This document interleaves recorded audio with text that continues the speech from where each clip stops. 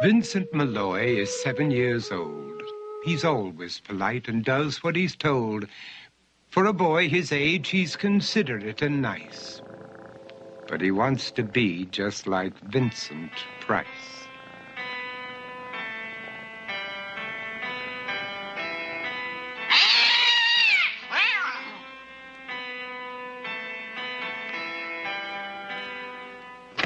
He doesn't mind living with his sister, dog, and cats, though he'd rather share a home with spiders and bats.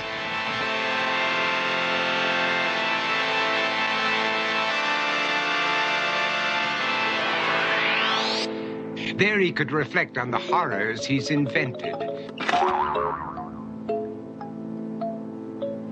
and wander dark hallways alone and tormented.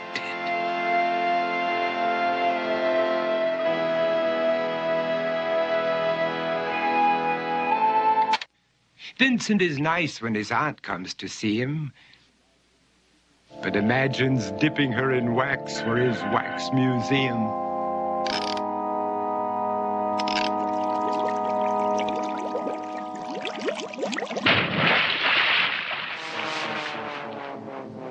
He likes to experiment on his dog, Abercrombie, in the hopes of creating a horrible zombie. So he and his horrible zombie dog could go searching for victims in the London fog.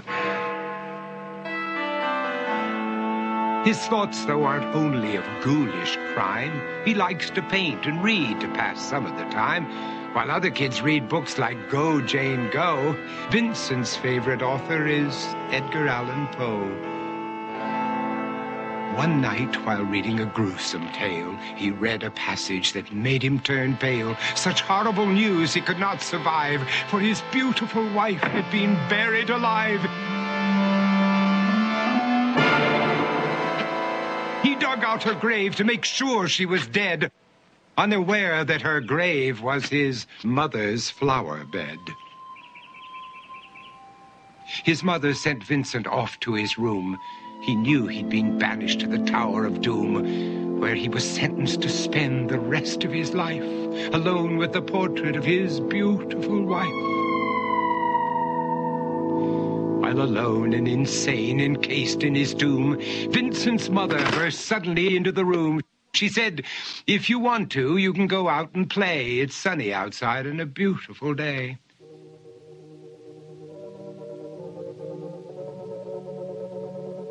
Vincent tried to talk, but he just couldn't speak.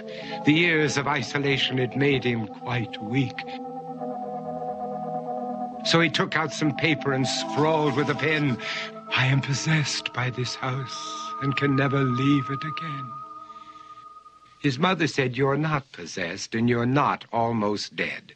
These games that you play are all in your head. You're not Vincent Price, you're Vincent Malloy. You're not tormented or insane, you're just a young boy. You're 7 years old and you are my son. I want you to get outside and have some real fun." Her anger now spent, she walked out through the hall. And while Vincent backed slowly against the wall, the room started to sway, to shiver and creak. His horrid insanity had reached its peak. He saw Abercrombie, his zombie slave, and heard his wife call from beyond the grave. She spoke from her coffin and made ghoulish demands, while through cracking walls reached skeleton hands. Every horror in his life that had crept through his dreams swept his mad laughter to terrified screams. To escape the madness, he reached for the door, but fell limp and lifeless down on the floor. His voice was soft and very slow as he quoted The Raven from Edgar Allan Poe. "And my soul from out that shadow that lies floating on the floor shall be lifted nevermore."